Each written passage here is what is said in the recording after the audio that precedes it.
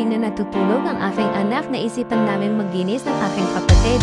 Siya ang nagwalis at ako naman ang nag-ayos ng mga gamit. Pinagtuunan namin ng pansin ang mga dapat linisin at ayusin sa aming munting tahanan. Unang-una sa sala namin kami nagsimula.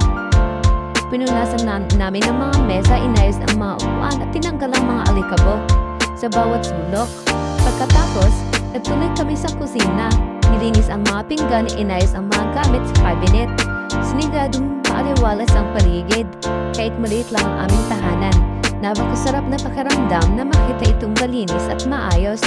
Kasi para sa akin, kapag maaliwalas ang paligid, parang maaliwalas na din ang isipan.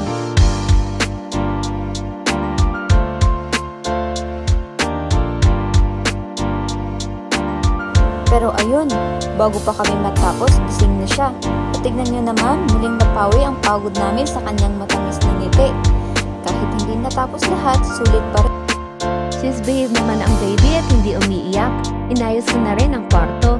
Siya pa ang nanonood sa akin parang audience. Finally, natapos din ang pag-aayos sa kwarto. Ang aking audience, ayon, pinadedi ko na at knock-out na ulit. Kaya tinuloy ko na ulit ang paglilinis sa aming sala at kusina. Kaya pumasok na ang aking pangit na kapatid. Char! Baka mapanood niya to at biglang magalit sa akin. At ayun, buti na lang at dumating ang aming asawa at sinamahan niya aming anak sa kwarto. Kung sakaling gumising ay magkasama na siya at natatapos ko na rin ang paglilinis. Baka mapagbutan pa ako ng dilim.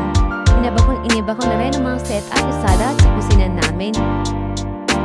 Buti na lang at malapit-lapit na akong matapos sa aking paglilinis at ako'y makakapagpahinga na rin. At heto na nga, tapos na ako sa paglilinis. Ang sarap sa pakiramdam na malinis ang tahanan, parang mas magaan ang isip at loob.